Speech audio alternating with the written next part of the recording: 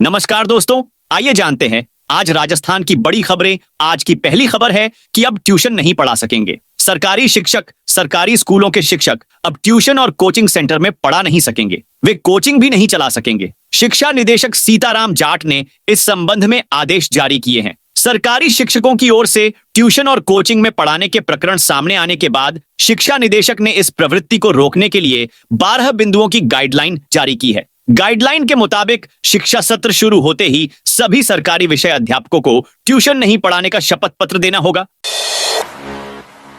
अब नरेश मीणा की जमानत पर सुनवाई, 23 को होगी टोंक। जिले के समरावता गांव में एसडीएम को थप्पड़ मारने के मामले में जेल में बंद आरोपी नरेश मीणा की जमानत याचिका पर सुनवाई 23 दिसंबर तक टल गई। डीजे कोर्ट के न्यायाधीश ने नरेश मीणा के एडवोकेट की ओर से मंगलवार को बहस के लिए समय मांगने पर सुनवाई की नई तारीख 23 दिसंबर दी है। अब इस मामले की सुनवाई 5 दिन बाद होगी। डीजे कोर्ट के एपीपी राजेश गुर्जर ने बताया कि अभियुक्त नरेश मीणा के वकील ने बहस के लिए समय मांगा है। इस पर न्यायाधीश ने सुनवाई के लिए 23 दिसंबर की तारीख दी है। जयपुर में कांग्रेस का धरना प्रदर्शन शुरू। कांग्रेस का देशव्यापी धरना प्रदर्शन बुधवार सुबह करीब 11:30 बजे जयपुर में शुरू हुआ। केंद्र सरकार की जन विरोधी नीतियों, अदानी पर अमेरिका की अदालत में लगे भ्रष्टाचार के आरोप, पूंजीपतियों को संरक्षण देने व मणिपुर में बढ़ती हिंसा के विरोध में यह आंदोलन देश के सभी राज्यों में चल रहा है। जयपुर में शहीद स्मारक से राजभवन तक पैदल मार्च भी होगा। इस आंदोलन में लंबे समय बाद पूर्व सीएम अशोक गहलोत और पूर्व उप मुख्यमंत्री सचिन पायलट एक साथ नजर आ रहे हैं।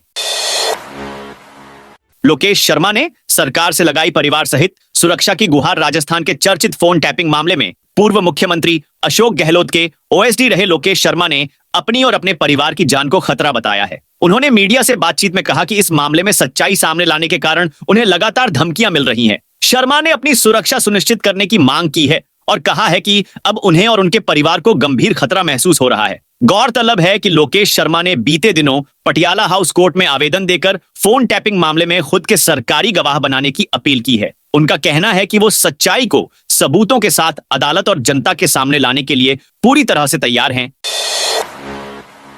जेडीए ने लॉन्च की 3 आवासीय योजनाएं। राजधानी जयपुर में लोगों को सस्ता घर उपलब्ध करवाने के लिए जयपुर विकास प्राधिकरण ने 3 योजनाएं शुरू की हैं, जिसमें अटल विहार, गोविंद विहार और पटेल नगर नई आवासीय योजनाएं शामिल हैं। इन योजनाओं में 756 भूखंडों के ऑनलाइन आवेदन आमंत्रित कर लॉटरी द्वारा आवंटन किया जाएगा। अटल विहार आवासीय योजना में बुधवार से ऑनलाइन आवेदन शुरू हो गए हैं। इस योजना में 284 भूखंड हैं। इनका आवंटन लॉटरी के माध्यम से किया जाएगा। योजना की आरक्षित दर 14,000 रुपए है।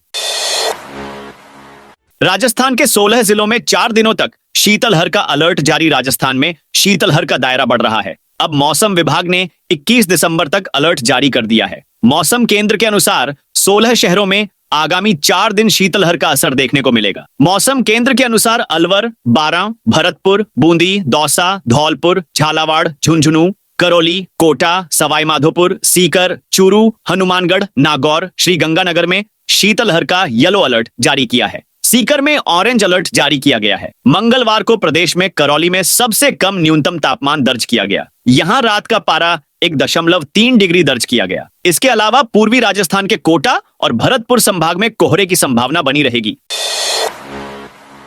राजस्थान के 21 जिलों तक पहुंचेगा पानी। प्रधानमंत्री नरेंद्र मोदी की मौजूदगी में मंगलवार को Parvati, Kali Sindh Chambal eastern Rajasthan canal project PKC-ERCP के इमोयू मेमोरेंडम ऑफ अंडरस्टैंडिंग ने 10 माह बाद एमओए मेमोरेंडम ऑफ एग्रीमेंट का रूप ले ही लिया। राजस्थान को 4103 मिलियन क्यूबिक मीटर MCM पानी मिलेगा। यह उतना पानी है जिससे 4 बार बीसलपुर बांध भर जाए। मध्य प्रदेश के 13 जिलों के लिए करीब 3000 MCM पानी मिलेगा। राजस्थान में संपूर्ण प्रोजेक्ट 7 साल में पूरा करने का लक्ष्य निर्धारित किया गया है।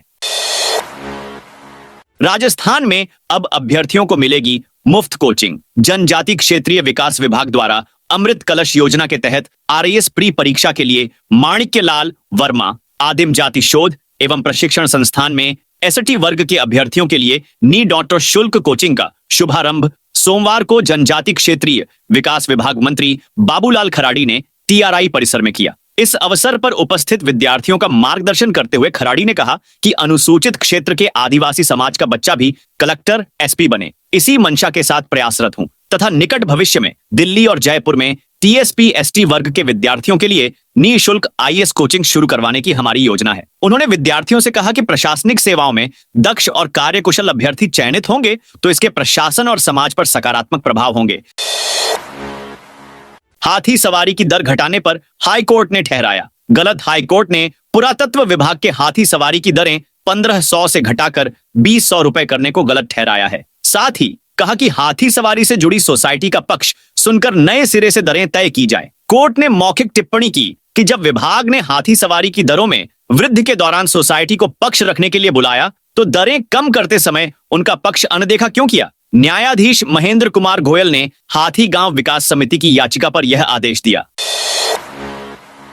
टीकाराम जूली का भाजपा पर पलटवार। मंगलवार को प्रधानमंत्री नरेंद्र मोदी ने जयपुर के दादिया गांव में पार्वती कालसिंध चंबल ईआरसीपी परियोजना का शिलान्यास किया। इस परियोजना के शिलान्यास करते समय पीएम मोदी ने जनसभा को संबोधित करते हुए कांग्रेस पर इसको कई साल लटकाने के आरोप लगाए। अब नेता विपक्ष टीकाराम जूली ने पीएम के आरोपों पर जवाब देते हुए कहा कि मोदी जी ने राजस्थान के दौरे पर आकर फिर से जुमलों की बरसात की है। उन्होंने कांग्रेस पर झूठे आरोप लगाए हैं। नेता विपक्ष टीकाराम जूली ने पीएम के आरोपों पर पलटवार करते हुए कहा कि प्रधानमंत्री नरेंद्र मोदी जी ने राजस्थान के दौरे पर आकर फिर से जुमलों की बरसात की। उन्होंने झूठा आरोप लगाया कि कांग्रेस ने ईस्टर्न कैनाल परियोजना ईआरसीपी को लटकाया। लेकिन सच्चाई यह है कि ईआरसीपी की शुरुआत राजस्थान की पूर्व मुख्यमंत्री वसुंधरा जी ने की थी और हमारी पूर्ववर्ती गहलोत सरकार ने इसे आगे बढ़ाया था। दौसा में कुएं बोरवेल खुले मिले तो होगी सख्त कार्रवाई। दौसा के पापड़दा क्षेत्र के कालीखाड़ गांव में पिछले दिनों बोरवेल में गिरे 5 साल के मासूम आर्यन की मौत के बाद प्रशासन द्वारा जिले में विशेष अभियान चलाकर खुले कुएं और बोरवेल को चिन्हित कर ढकने की कार्यवाही की जा रही है। कलेक्टर देवेंद्र कुमार के निर्देशन में प्रशासन के द्वारा विशेष अभियान चलाया जा रहा है, जिसके तहत अब तक 400 से ज्यादा सूखे कुएं और बोरवेल को ढंका जा चुका है। कलेक्टर देवेंद्र कुमार ने बताया कि स्थानीय इकाई, ग्राम पंचायत और नगर पालिका सहित राजस्व विभाग और कृषि विभाग व सरपंच, वार्ड पंच सहित जनप्रतिनिधियों के सहयोग से जिले में खुले कुएं और बोरवेल को चिन्हित कर ढकने का कार्य युद्ध स्तर पर किया जा रहा है। किसानों को व्हाट्सएप और एसएमएस के जरिए मिलेगा शीतलहर व पाला पड़ने का अलर्ट। सर्दी के मौसम में शीतलहर चलने व पाला पड़ने से फसलों पर भी विपरीत प्रभाव पड़ता है। ऐसे में किसानों के पास मौसम के पूर्वानुमान की जानकारी होने से इस नुकसान से बचा जा सकता है। इस सुविधा के लिए कृषि एवं किसान कल्याण मंत्रालय व मौसम विभाग के पोर्टल पर रजिस्ट्रेशन करवा सकते हैं। अकेले जयपुर, अजमेर, दौसा व टोंक क्षेत्र के करीब 4 लाख से ज्यादा किसानों को सप्ताह में 2 बार मौसम के बारे में बताया जा रहा है। इनके अलावा 10,000 ऐसे किसान हैं जो सीधे व्हाट्सएप पर भी जुड़े हुए हैं। इसी तरह प्रत्येक जोन में 3 से 4 लाख किसान इस सुविधा का फायदा ले रहे हैं। लेकिन प्रदेश के कुल 1 करोड़ किसानों की संख्या देखते हुए यह आंकड़ा काफी कम है। अब बीजेपी सरकार भी चलाएगी प्रशासन गांवों की ओर अभियान। बीजेपी सरकार भी अब ग्रामीण लोगों की समस्याओं को मौके पर ही दूर करने के लिए पूर्व कांग्रेस सरकार की तरह प्रशासन गांवों की ओर अभियान चलाने जा रही है। हालांकि यह सप्ताह भर का अभियान रहेगा। यह 19 दिसंबर से 24 दिसंबर तक रहेगा। इस अभियान के तहत पंचायत समिति मुख्यालय पर शिविर लगाए जाएंगे। सरकार ने इसका नाम सुशासन सप्ताह प्रशासन गांवों की ओर अभियान रखा है। इसको लेकर कलेक्टर सौम्या झा ने अधिकारियों को निर्देश दिए हैं। भजन लाल ने पेश किया 1 साल का रिपोर्ट कार्ड। प्रधानमंत्री नरेंद्र मोदी ने आज जयपुर के निकटवर्ती दादिया गांव में प्रदेश सरकार के 1 साल पूरा होने पर आयोजित राज्य स्तरीय कार्यक्रम शिरकत की। पीएम मोदी की मौजूदगी में सीएम भजन लाल शर्मा ने अपनी सरकार के 1 साल का रिपोर्ट पेश किया। उन्होंने कहा कि 1 साल में 43,000 युवाओं को सरकारी नौकरी दी है और 1 लाख से ज्यादा नौकरियां प्रक्रियाधीन हैं।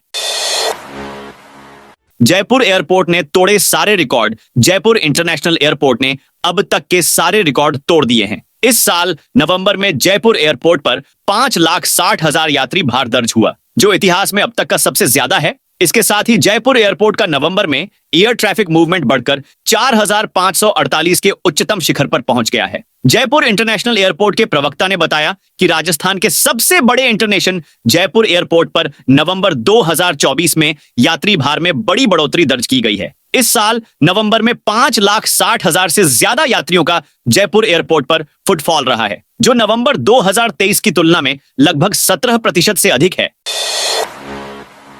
भर्ती निकाल दी, लेकिन योग्यता बताना भूले राजस्थान लोक सेवा आयोग आरपीएसएससी की ओर से 575 पदों पर सहायक आचार्य की भर्ती निकाली गई है। सरकार के 1 साल का कार्यकाल पूरे होने के कारण बेरोजगारों को खुश करने के लिए आयोग ने भर्ती तो जारी कर दी, लेकिन भर्ती में योग्यताओं को लेकर विवाद खड़ा हो गया है। आरपीएसएससी की ओर से जल्दबाजी में भर्ती जारी कर दी। जारी विज्ञप्ति में आयोग ने कहीं भी स्पष्ट नहीं किया कि कौन सी शैक्षणिक योग्यता वाले अभ्यर्थी आवेदन कर सकते हैं। विज्ञप्ति के अनुसार ऐसे में अब पीजी अंतिम वर्ष में अध्ययन अभ्यर्थी भी आवेदन के योग्य होंगे, जबकि यूजीसी के नियमानुसार नेट और पीएचडी इसके लिए जरूरी है।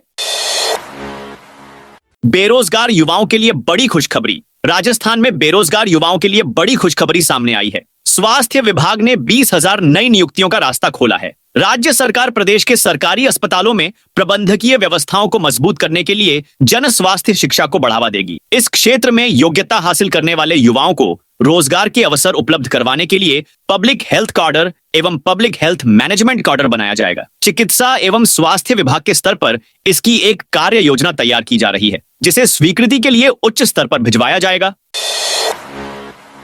राजस्थान पर कर्ज का आंकड़ा 6 लाख करोड़ पार। राजस्थान के लिए एक चिंताजनक रिपोर्ट सामने आई है, जिसमें राज्य पर कर्ज का भार और बढ़कर अब 6,08,813 करोड़ रुपए से अधिक हो गया है। मार्च 2024 तक यह आंकड़ा 5,70,000 करोड़ था, लेकिन अब एफआरबीएम रिपोर्ट के अनुसार इस कर्ज में बड़ी बढ़ोतरी हुई है। वर्तमान वित्तीय वर्ष में अप्रैल से सितंबर 2024 तक के सरकार की ओर से जारी आंकड़े बताते हैं कि कर्ज का यह स्तर प्रदेश की अर्थव्यवस्था पर गंभीर सवाल खड़ा कर रहा है। राजस्थान की जनसंख्या 8 करोड़ 36 लाख है और इस हिसाब से हर व्यक्ति पर कर्ज का बोझ 72,825 रुपए पहुंच गया है।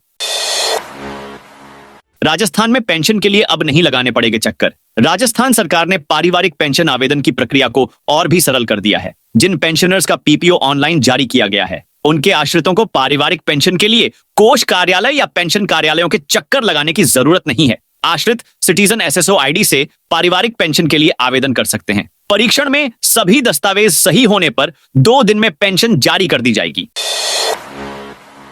बीएसएनएल की सिम है तो 31 दिसंबर तक करवा लें यह काम। बीएसएनएल ने अपने उपभोक्ताओं को केवाईसी अपडेट के लिए 31 दिसंबर तक समय दिया है। अगर इस दिन तक ग्राहक अपनी केवाईसी अपडेट नहीं करते हैं तो उनका सिम बंद कर दिया जाएगा। उन्हें निकटतम बीएसएनएल के ग्राहक सेवा केंद्र पर जाकर केवाईसी प्रक्रिया पूरी करनी चाहिए। यदि कोई ग्राहक ऐसा करने में विफल रहता है तो उनकी सेवाएं 31 दिसंबर 2024 के बाद तत्काल प्रभाव से बंद कर दी जाएगी।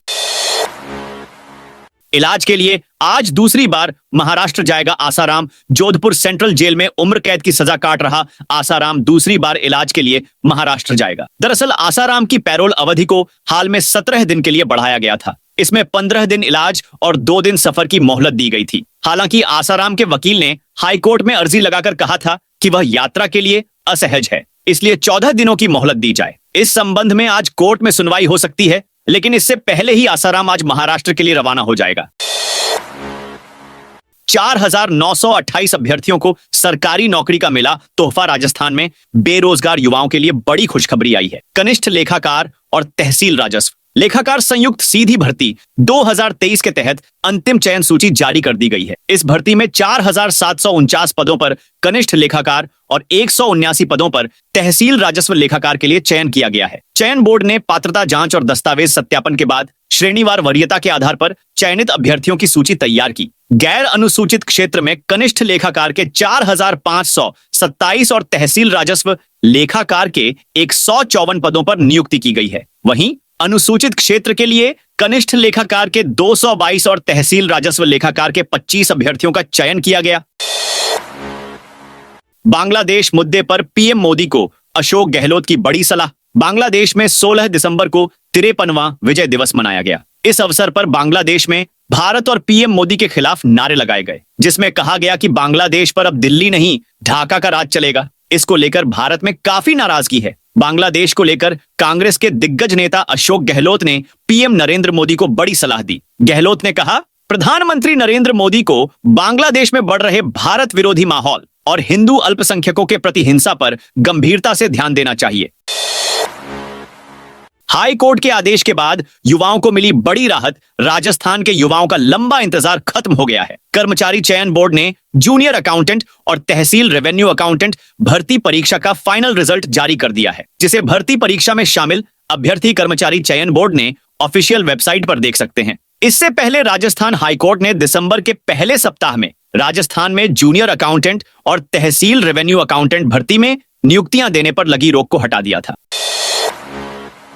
शिक्षा मंत्री दिलावर कल अजमेर में राजस्थान माध्यमिक शिक्षा बोर्ड में गुरुवार को शिक्षा मंत्री मदन दिलावर पहली बार रिव्यू मीटिंग लेने आएंगे। इसे लेकर बोर्ड प्रशासन ने तैयारियां तेज कर दी है। पहली बैठक होने से हर एक चीज पर गौर करके तैयारियों के निर्देश दिए जा रहे हैं। बोर्ड सचिव ने सभी कार्मिकों के अवकाश पर रोक लगा दी है। सभी को आवश्यक रूप से 19 दिसंबर को बोर्ड में उपस्थित रहने के निर्देश दिए गए हैं। हालांकि बेहद जरूरी होने पर सीधे सचिव से अवकाश स्वीकृत कराया जा सकता है। पूर्व में 19 दिसंबर के लिए स्वीकृत अवकाश भी रद्द कर दिए हैं। अजमेर में रैपिड एक्शन फोर्स ने निकाला फ्लैग मार्च। अजमेर में बुधवार को रैपिड एक्शन फोर्स और जिला पुलिस की ओर से फ्लैग मार्च निकाला गया। 4 थाना क्षेत्र में यह फ्लैग मार्च निकालकर अति संवेदनशील और संवेदनशील क्षेत्र को चिन्हित किया गया है, जिससे कि क्रिटिकल स्थिति में पब्लिक तक सुरक्षा को पहुंचाया जा सके। एएसआई ने बताया कि आज शहर में 4 थानों को चिन्हित किया गया। कोतवाली, दरगाहगंज और क्लॉक टावर एरिया में यह फ्लैग मार्च निकाला गया। इसमें संवेदनशील और अति संवेदनशील क्षेत्रों का निरीक्षण किया गया है। साथ में स्थानीय पुलिस जाब्ता भी मौजूद रहा। तो दोस्तों, यह थी आज राजस्थान की बड़ी खबरें। आप इस वीडियो को कौन से जिले से देख रहे हैं, उस जिले का नाम बताइए।